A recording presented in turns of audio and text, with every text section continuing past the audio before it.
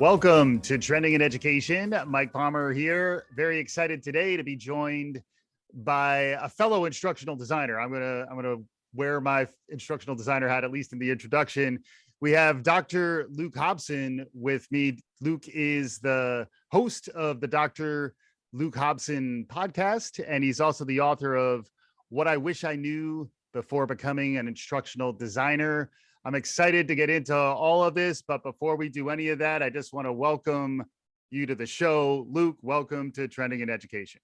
Thank you so much, Mike. It's absolutely awesome to be here. I'm glad we're finally able to do this. Yeah. I forgot that we've been almost booked for quite some time. And truth be told, we do similar things. We're out there with podcasts, and it's like a team of collaborators, potential collaborators is the way I tend to think about the podcasting. And you've moved into YouTube and other dimensions of this, which is really fun to get into, and all of it around instructional design to a large extent, which is going to be the main topic that we're diving into together. Although hopefully we'll a lot of on ramps and off ramps to who knows where we may go. But before we get into that, I always like to hear in our guest's own words, what got you to this point in your professional life. Can you catch us up on what got you from point A to point here? Absolutely. So I always have to start back with high school because it was a critical moment, which I will eventually speed up as I keep on talking about this. But for a lot of people listening out there about instructional design and about education, of course, the assumption is that this person must have loved education growing up. This is how they got to be where they are today. And I could not have been further from that truth because I hated school. I actually failed out of high school because I never saw the connection of how is what I'm going to be learning about going to help me in the real world. And every single time I ever asked that to a teacher or to anybody else, I was always either scolded or told you're going to hear about it when you're older. And those dots never connected as I got older. So after failing out and went back to summer school 3 times, finally got enough credits to transfer to somewhere else. And this place offered music courses. That is what I wanted to be when I grew up. And just to jump in, the term of art there is relevance, right? So we're talking about the relevance of your instructional experience, your learning experience. You had the disconnect. And then by virtue of music, you were able to connect back to why does this matter to you? Exactly. And that's how I design all my courses to this day, is that I try to make everything as crystal clear and transparent to my students as much as possible, because I don't want anyone to ever go through what I went through of why am I taking medieval literature now for the 4th time this year? Why? Yeah. What am I learning about? How is this going to help me? And everyone's like, oh, you'll figure it out later. And here I am being like, I still don't know. Like, great. Thanks, guys. So the music courses was something I wanted to do, though. That was I wanted to be a guitar player. I was already taking lessons and I was actually pretty good. So my goal was I wanted to go to Berklee College of Music in Boston, and going to a school that finally offered music courses was like, oh my gosh, light bulb moment. I can actually bring my guitar to school. I get to talk with other people who have the same interests as me. Everyone's playing in a band. It was like, thank you. Finally, I have something to look forward to. Of course, my grades were so bad, Berklee didn't take me. Fun. Which understandable. I was like, yeah, I did awful. I'm like, all right, I get it. So I went to something else as far as for another university. I pursued graphic design and then eventually got a master's in marketing. Didn't really realize that those would actually come in handy later on down in my career. But as I was going to this university, they started to absolutely develop and grow in the online learning space. And that was Southern New Hampshire University. Oh, wow. If you've seen them on the news, because they're up to, I don't even know how many hundreds of thousands of students they have at this point in time. They're just absolutely crushing it in the online space. And I was there right at that boom when that started, and they needed somebody to be the online academic advisor for brand new students, to welcome them in, to coach them, to guide them through the courses. So myself, along with all the other different advisors, that's what we ended up doing. And I started to develop this real passion of online learning because I was like, wow, this is so cool. Like, I get to be able to talk with these students, talk with these kids, really help them out, learn about their goals. And of course, whenever they got their degree and their diploma, like the greatest day of their life kind of thing, I was like, all right, this is awesome. But then I was just like, who's making these courses? Like, someone has to be making these. And I ended up networking with everyone at the university, including a group of instructional designers. After that point, I was like, that's the goal. I want to do that. If I can get paid for a living to design the online learning experience, sign me up. That's what I wanted. Of course, that wasn't in the cards yet. And I was denied from every single instructional design job I possibly applied for. And then finally, after a while, I was able to go and work at Northeastern University as an instructional designer. They gave me the opportunity, they gave me the chance to be able to take my design abilities, what I knew about advising, what I knew about learning, put them together in this type of a unique way. And I started off with my first project being able to work on an accelerated degree program between General Electric and Northeastern University. Oh, wow. I was kind of baptized by fire. Yeah. Here's this massive project. Go figure this out really quickly. And we're like, okay, time to go figure this out. And I did. And I loved it. And it was awesome. And I had a great leader and a great team. And then I just took what I learned and I brought that over to MIT. And that's where I still have been years later. And then I kept on talking about instructional design after that because I love it. I think it's awesome. And I kept on chatting more about it, which eventually led to the blog, the podcast, the YouTube channel, writing a book, making my own courses and everything else. So now my life has become instructional design through this very weird journey. So that's where I'm at now. I like it. I like it. I think I followed you all along the way there. And it's really interesting to think about, as you were on that journey, the field of instructional design has also been on a bit of a journey where when I was initially doing instructional design, it was like the early 2000s, that term e-learning and instructional design, that kind of language has been around, since the days of CD-ROMs and even earlier back into the 70s and before. But I think a lot of things changed in the broader understanding of the role and the relevance of it, getting back to that big R word, in the last couple years when we were faced by the challenges of the pandemic. And if you and I both may have thought online learning was the future in 2019, we may not have thought we would have gotten to the future as far and as fast as we have in the last couple of years. You're walking the walk in the space of building learning products and understanding instructional design as a trend in the last few years. It's probably bigger than a trend, but in terms of the movement towards instructional design, any thoughts on what it's been like in the last few years or what it was like prior leading up to it and then how that's changed?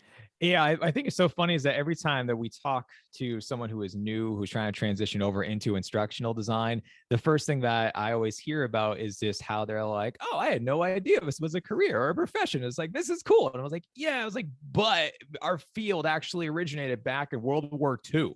With the Army trying to find a way to be able to train the troops in a more of a cohesive manner. So it's like instructional design has been around for such a long time, but we didn't really have that spotlight on us until more with the rise of everything with e-learning back in 2000s and obviously with the University of Phoenix and all of that started to come about. Then the online learning world started to take off. And then, of course, right before the pandemic, we were growing naturally, as one does. But then as soon as everything happened with the pandemic, we were forced to innovate and we were forced to do something new where our backs were up against the wall and saying, okay, so now what do we do?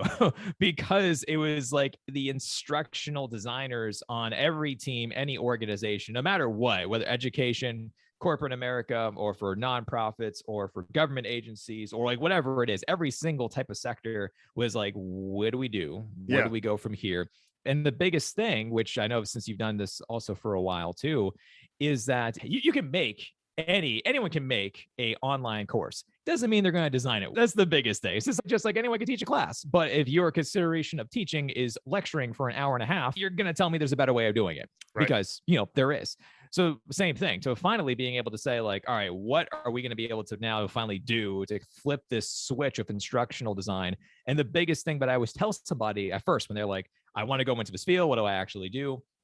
Is just please, for the love of God, find the meaning in your work and find exactly what do you want to do? What are your passions? What are your goals?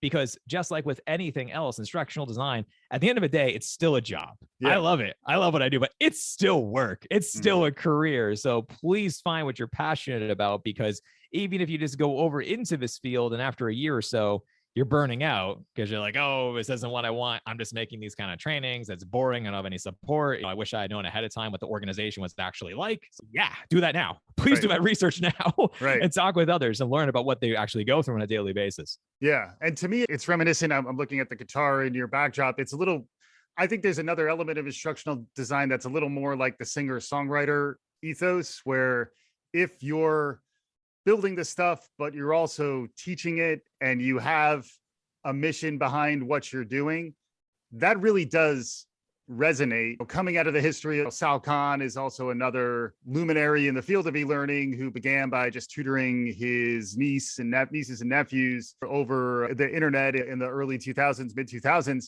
And to some extent, things haven't changed that much in terms of the building of the stuff. But as long as you really care about what you're doing, and particularly if you're a singer-songwriter, there is the other element of instructional design, which is when you have to partner with a subject matter expert. Yes. And figure out how to flow what their domain knowledge is into the right learning objects. Any perspective on those two different flavors? That's huge. That's always the biggest thing. And I just launched a new course about how to collaborate and build relationships with subject matter experts. And I just did that because of this topic. Like, it is so well known of how do you work with others? And that's the biggest thing. Is someone the other day was mentioning about how they were like, I don't think that instructional design is a sales role. And I'm like, actually, I think it is, because whenever I am talking to a subject matter expert, the thing is, for understanding their perspectives, is that they think they are doing what is in the best interest for the course and for the students. But you also are thinking the same thing. They're like, I know the online learning experience. I know the target audience. It should actually be this way. So you need to be able to use your powers of being able to influence, to persuade, to convince, to get buy-in. Those are all critical points when it comes to just working with another person. Just, not even instructional design. It's just working with other people. It's like the human skills element. We need to talk about that. And that goes into that then, as far as for how do I get this person to come over to my side? Or what do we meet in the middle? How do we actually do this? And sometimes it really isn't anything, but it's going to be like this major movement that you have to go and do. Is just trying to understand more about their perspectives and their sides of the story. Because I've worked with some professors who absolutely thought that what I was doing with my job was going to replace them. 100%. Right. They're like, oh, you are the new up and coming person who's making online learning a thing. I don't do online learning. Therefore, you're scary. You're replacing me. I'm like, no, I need you. Right. I don't know the subject matter. I would just be Googling it if it wasn't for you. Like, somebody has to come in with the content, but then I can tell you about best different types of learning strategies that we can use in order to make something a more incredible experience. And that way you're not doing it on your own, because if you're doing it on your own, what's going to end up happening is that I've taken a ton of courses back in the day. I took courses back in 2007 for the online learning space, and every single course was structured in the exact same way of buy this textbook, do the discussion board post, submit the essay at the end. And that is not an optimal learning experience. I am so bored. I'm going through the motions. You don't know where I need help and when. It's just, there's no human element involved in online learning. But if I can work with you to be able to talk more about scenario-based learning or project-based learning, or using VR, or using any type of new tool or platform or whatever it is, and you're going to be like, wow, I had no idea it can be like this. And I'm like, yes. And we can shine the light on you to make them see how awesome you are with your teaching. That's going to accompany that with the right setup behind the scenes. So absolutely, working with SMEs 100% is a vital part of what it is that we actually do. Yeah, because work in the 21st century is almost always a team sport. And in that case, it is a little tricky to be Scottie Pippen to the Michael Jordan ego-wise. But also, if you are a working instructional designer, part of what I always found interesting about it was the variety of domains you can snap into. Because what's interesting is whether it's electrical mechanics, or it's behavioral economics, or psychology, or math, they all ultimately need to be translated for delivery through whatever instructional platforms you have at your disposal.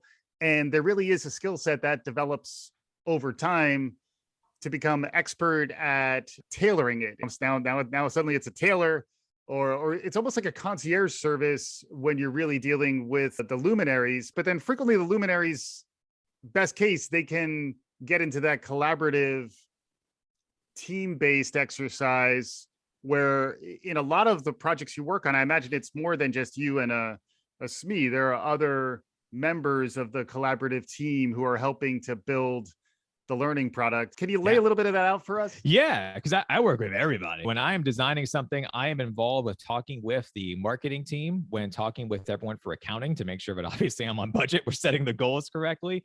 talking with the multimedia team as far as for like our video director, the video animator. For some people, they have to do that themselves. They're an ID team of one. I am not, I'm fortunate. And I actually do have a number of people I work with to help me from behind the scenes, but also from advising, customer support, engineering team, IT. Like everyone is involved in every single step of the process because I want them to be involved. Because if we have some crazy, awesome idea that I agree, the SME agrees, the multimedia team agrees, and we're like, here we go. And then we bring it to engineering and they're like, yeah, that tool is going to break our platform. We're like, now we just spent weeks saying this is what we're going to do. But of course, if we had the early conversations with them about this is the new tool we're thinking about, here's how we want to structure it together, what's going to happen. And if you get that insight first, you're going to save so much time and everything. So yes, it is 1000% a team type of sport, going back to your analogy. And I have definitely worked with quite a few Michael Jordans, and that's fine. If you just want me to pass you the ball, but at the end of the day, we win the game. I'm for it, man. Let's do it. As long as we get the chip at the end. Exactly. Then it's A-okay. And the thing too, with working with subject matter experts or other people on the team or whoever it is, you are there as a type of a learning expert in your own right. They are certainly a learning expert in their own right as well, but you know about the online learning space or the training space, the L&D space, whatever it is. And you can talk about how you can innovate in a different way that perhaps they didn't think was real or possible. Going back to the instances of the pandemic, one of the things that blew my mind was that because of everything that's happening with COVID-19, more and more people are trying to go and apply for med school. So everyone now is becoming a doctor, wonderful, wants to go and save the planet. But then, of course, what do you do when you're in full lockdown and they can't go and do anything as far as, so let's say like dissecting for cadavers? Like, what do you do? And the thing was, one school in California figured it out where they're like, this is what we're going to do. We are going to actually scan in all of the cadavers. We're going to give them their own types of QR codes that students can use for an Oculus, scan it in, see the cadaver, and then they can actually see the individual organs for that cadaver and allow them to actually see the differences per the different type of people. And that's not in a textbook. That was a team who was innovative, was like, how do we solve this problem? Well, let's give this a try. And then they did it. We did it on the fly and it worked. And we still do it to this day, which is insane. So and that example is a great one too, because it combines the two aspects of what I think are essential to instructional design. One is the actual learning science. What's the right way to teach this? How do you make sure there's a little bit of rigor and structure and design thinking that applies to the components you're putting together? I want to get a little bit of your perspective on that next. And then you're connecting that to the technology and what's new and emerging in media, which I think would be a great space for us to get into afterwards. But before we get to the new tech whiz bang coolness, the other thing that's really interesting that I've learned about over the years is some of the underlying psychology and neuroscience and learning research that powers great instruction. Can you catch us up on some of the gems, some of the tips, some of the things around the learning science side of instructional design that you find to be particularly useful or applicable to building learning products these days? Absolutely. And that could be a whole podcast in itself.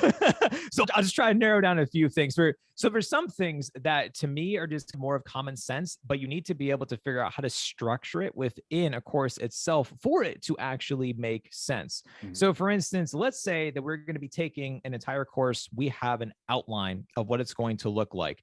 If you were to individually put these different types of boxes and line them up, that would make the sequence of what somebody actually goes through within the course for a week. What does that look like? Because if I'm dissecting something that you have and it's going to look like it's just going to be like reading, video, discussion, and then you expect someone to do that for 10 hours, it's like, all right, I guarantee that's not going to stick. You need them to do more. So when it comes to exploring, as far as like the readings and the videos, I'm like, great, like that should be there, but that really should only be there about 20% to 25% of the time for the course.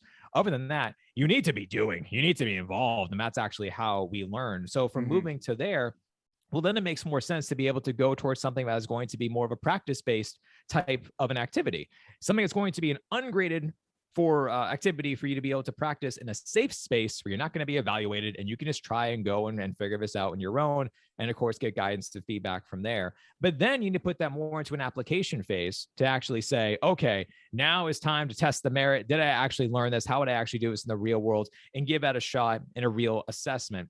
But then after that comes more about evaluating then your performance of how did you do, or how did your fellow peers do? If you want to do more of a peer-based activity and to work with other folks and to see what they are doing because you care more about them at their level, because it's not the professor. Now it's somebody at your own level you can relate to, and you're working and having that connectivism piece of working with one another and learning from others. That is going to definitely drive and reinforce those points home. And then if you wrap that up with reflection, talking about everything you just learned about and thinking back to it, giving you your own type of allowance to pause, to think for a moment there of just what I learned about. How can I apply this into what I've done before in the past? What would I perhaps have changed or corrected? And then thinking about the future. What am I going to do now that I've actually learned about this information? And then the process starts again. So you can add in all of these very small, and I'm watering this down like 1,000%, by the way, for learning science, just so that way it's good though. You're also you're abstracting it for us. Yes. Like because I could definitely, I could talk to you more about going into, because there's other things that was just like, some things just absolutely blow my mind as far as for how I even passed everything for my comps with my doctorate. But I ended up using something as far as sort of spaced repetition. I didn't even know what that was. And I was just like, this seems to be working. And then come to find out there's an entire section about that in learning science. And I was like, oh, fun fact. Yeah. But it's stuff like that where you don't need to go so far down this rabbit hole of going into every single white paper and every single book. There are plenty of great and fantastic books you can read about learning science, but I found that those have just been some of the basics that when working with SMEs and talking about that at that level of the exact same way that I just say it, they're like, I got it. That makes sense. I'm like, perfect. And now we can move on to the next thing. Yeah. And a lot of it is almost like first principles. It's a way of approaching the design process that builds a culture that's going to ultimately be successful. And I think part of that is ideas like spaced repetition, growth mindset, and cognitive load. Like just to throw those three out there. Desirable difficulty right in the mix there. Relevance. But there's not too many concepts in learning science at its foundation, and it is somewhat accessible. And in some ways, the instructional designer frequently is an evangelist of a lot of these principles. And then they have to map that to the tools you have to deliver it, which can be widely varied. And that's one of the reasons I really enjoy following what you're doing, Luke, is that you're almost always sampling from the buffet and seeing what's new and emerging. One of the trends that's out there that we've talked about is Zoom fatigue, where like there are certain platforms and ways of working that just become routinized to the point of becoming a rut. And I've always thought of instructional design in part to be constantly earning the learner's attention.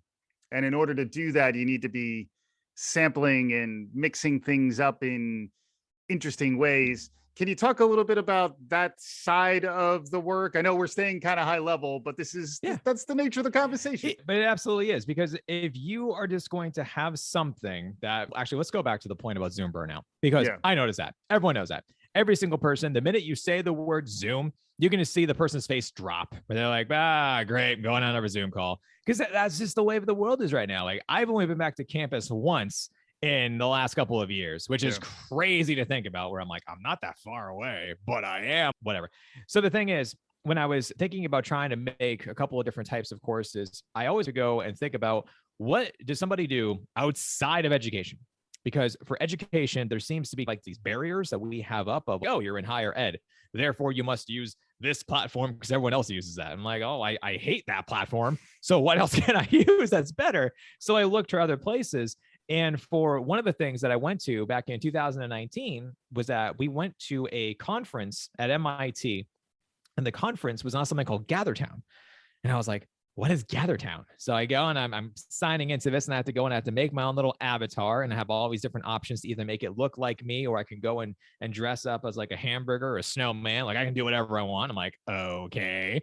Then I log in and I'm thrown into this conference where I see the big MIT logo at the bottom. To the right-hand side is a big like arrow walkway to go find the keynote speaker.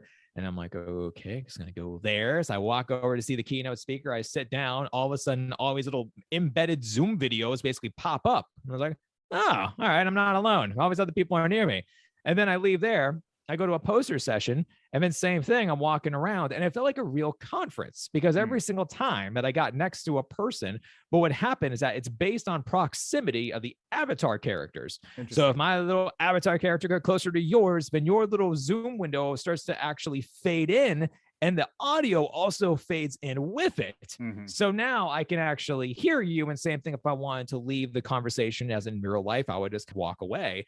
And that was happening with all the poster sessions. I would walk up to a poster session, I would just push X, and then all of a sudden, boom, there's all the presenters talking about everything. I was like, okay, this is cool. I'm like, so I'm like, how can I put that in my class? This worked for a conference, but I know, especially nowadays, we're all talking about networking and communities and relationships, and everyone wants to be able to connect with other people. And the ways that we typically have are like, they're clunky, they're okay. So I started to do that in my courses where I'm like, all right, this is what we're doing. We're meeting on Gather Town and make your avatar, take your time, figure it out. And it's just been so cool because for the first like 10, 15 minutes of our entire calls or presentations, or whatever, everything so far from the students has this been about, wow, this is different. This is so cool. It reminds me of if somebody took an old school Super Nintendo Zelda game and mashed it with Zoom, this is what it would make. I was like, yeah, like it's different. So it's just something to increase learner engagement, to not just have the same type of repetitive nature of things when it comes to platforms, because eventually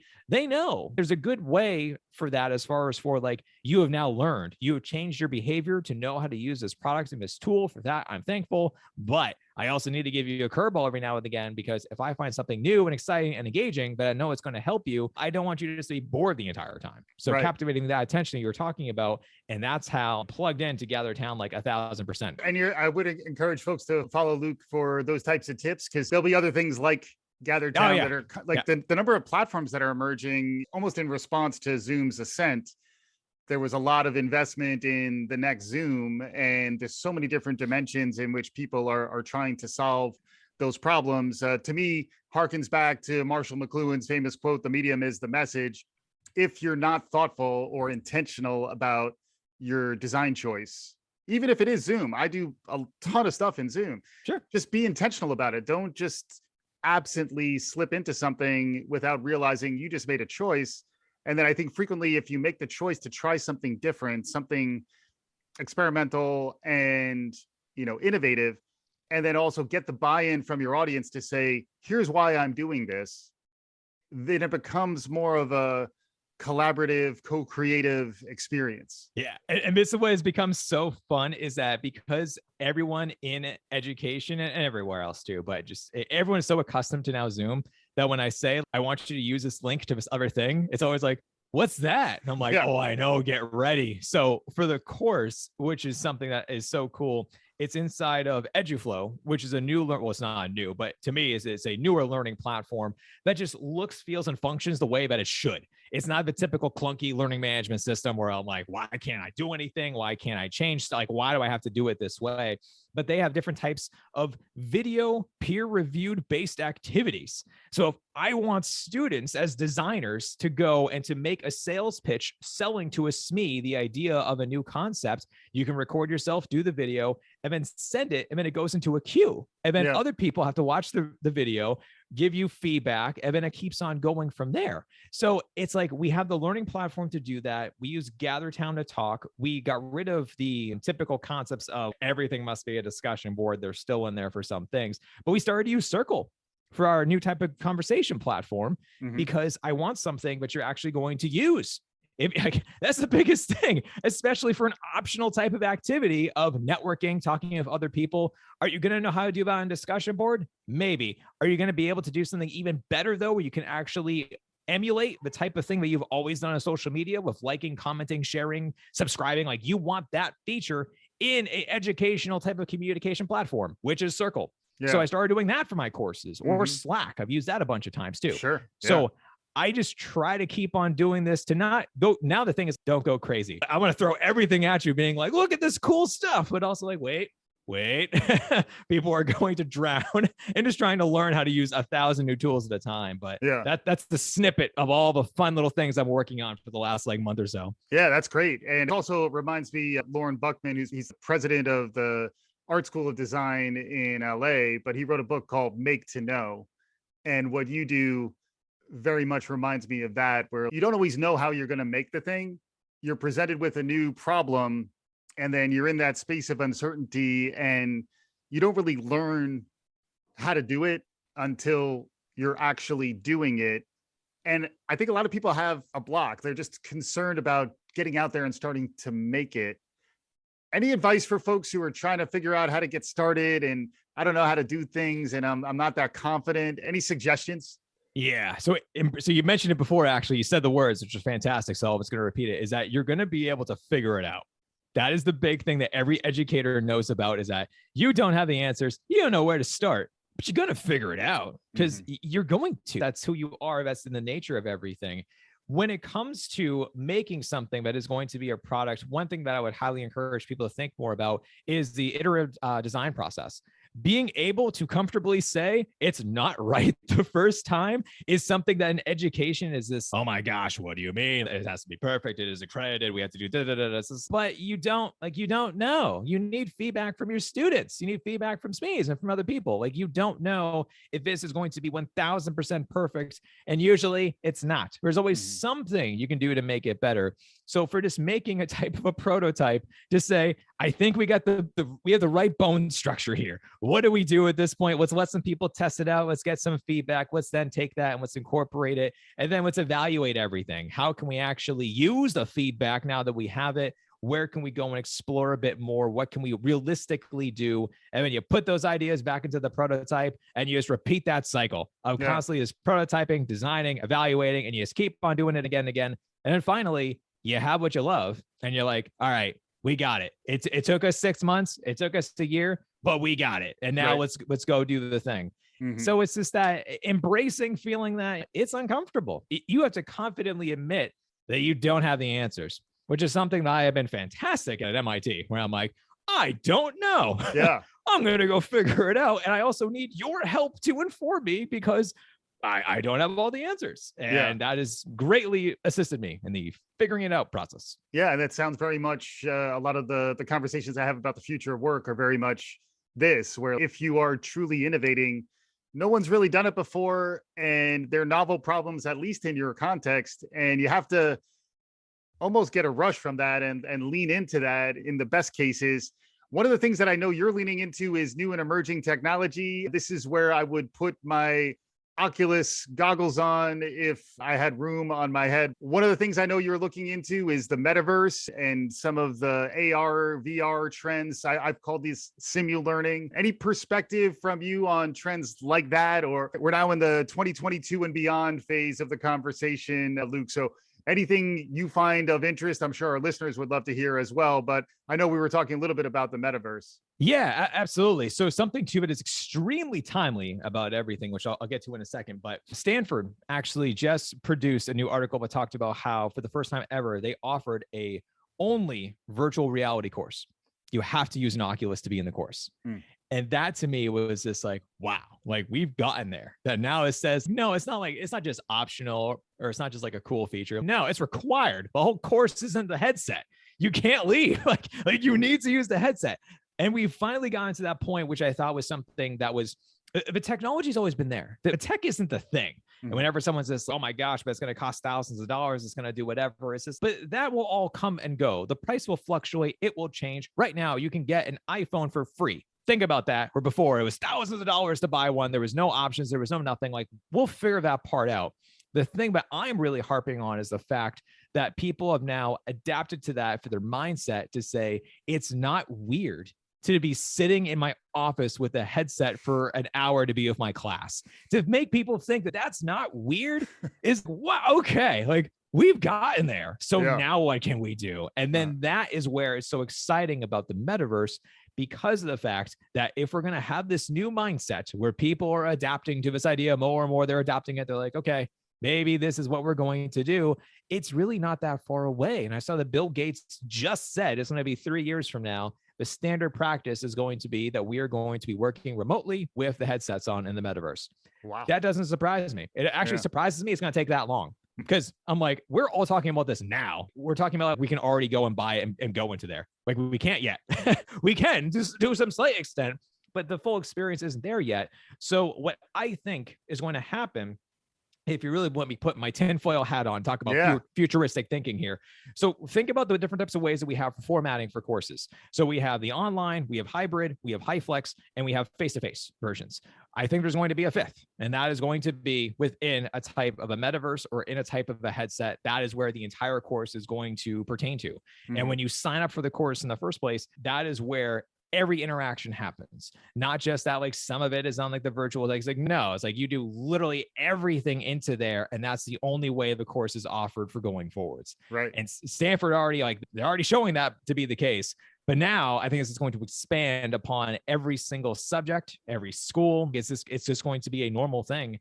And that to me is like a wild thing to actually think about, but it's not that far away. Like it's really not. And what's amazing about what you're saying there is that all that stuff needs to get built. So if you're thinking about the future of work, I like to quote, Wayne Gretzky, skating where the puck is going. You want to get out ahead of these trends so that you're in a field and doing the type of work that can continue to stay relevant. You wrote a book, What I Wish I Knew Before Becoming an Instructional Designer. You've engaged in some of that backwards thinking to look ahead. How do you stay ahead with these trends? What are you seeing out there? What does it mean for someone who's trying to build a career around learning science, instructional design? How much time do we have? Right, we can go down. It's chapter 1 in the beginning. What that entire book really does pertain to is that if I could actually just go back in time and to give myself all the wisdom and guidance and everything that I've learned about over the years, what would it actually look like? And it pertains to some things we talked about when it comes to working with SMEs, when it comes to learning, even when it comes down to how do you properly introduce yourself as an instructional designer? It's something that's so funny that now, while the spotlight is on us and people know what it is that we do constantly, I still hear from some people where like I'm in meetings with other instructional designers and they'll introduce themselves in the project, and either A, they'll just assume that other people know who they are, which is not the case at all, or B, they like kind of sell themselves short in a way where I'm like, yeah, you're still an expert. You're not like some kind of like lackey or something. Like you still are very valuable to this project. Don't diminish instructional design. So when I talk about that, and also mention about how within the different types of roles of instructional design, because you're a learning expert, you're a relationship manager, you're a researcher, you're a tech wizard, you're a project manager, like you're doing all of these different types of things. So when it comes to, hey, I want to actually become an instructional designer, get ready to be a part of a wild world, because this is what we do. We wear so many hats that when you see a job posting and you're like, why is there all these crazy things listed out? Yeah, it makes sense to me because of how much we do. And different organizations also are looking for different things, because some people could 100% be super dial into something. I just saw a instructional design position at Google for their research lab. That is clearly going to be on the future of learning, using the latest of tools, innovating. That's what they're about. If you're going to become an instructional designer at a local community college, that's going to be super different. But yes, you have the same title of instructional design, but there's so much more to it than that. So it is so interesting to try to wrap your arms around the entire topic of just what are we in the general public's eye? And then of course, where are we going? Which I think is just going to now think more about, we're going to start to splice into different areas, which it has with instructional design. And then now you're hearing more about LXD for learning experience design. And then of course we have the other arm of that with UX, with UI, like all these other different fields, while not the same, they still come from kind of like the same origin. And then now they're just going off into different directions. So it's fascinating. Yeah. It's a really interesting time, and good on you to be putting yourself out there as an instructional designer who wants to nerd out with the community, which is something that I've seen you do, and I do appreciate it. And I think if folks are interested in this type of stuff, track Luke down, Dr. Luke Hobson. And Luke Hobson, you're out there across the internet. Your YouTube presence is something that's certainly picking up a lot.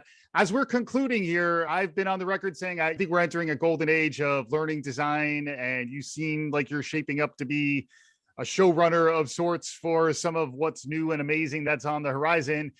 Any concluding thoughts as we send our listeners back on their merry ways? Yeah, absolutely. The point of everything when it comes to what it is that we do with instructional design online learning is that you have this real chance to make an impact in someone's life. You're not always going to hear about it. Sometimes you're more behind the scenes, but being able to be the person who actually is the one who is wielding the wand, who can design the online learning experience and to change online learning for the better and for the masses from any sector. If you can make trainings better for employees, if you can make classes better for online students or whoever your target audience is, if you can change all of those things for the better, then, oh my gosh, our future is going to be so bright. And that's why I love talking about this so much, because I can see the passion. I can see that people are caring. And now we just got to get them into this exact type of right space that we're all talking about. But we have the potential to really, truly do something crazy. And the next time I come on this podcast, if there could be a brand new revolutionary thing that we learned about from 6 months or a year from now, whenever it is, that we didn't think was possible, but somebody figured it out. And now this is what we're all going to be talking about in the future. Great stuff. Dr. Luke Hobson, host of the Dr. Luke Hobson podcast. He also wrote What I Wish I Knew Before Becoming an Instructional Designer.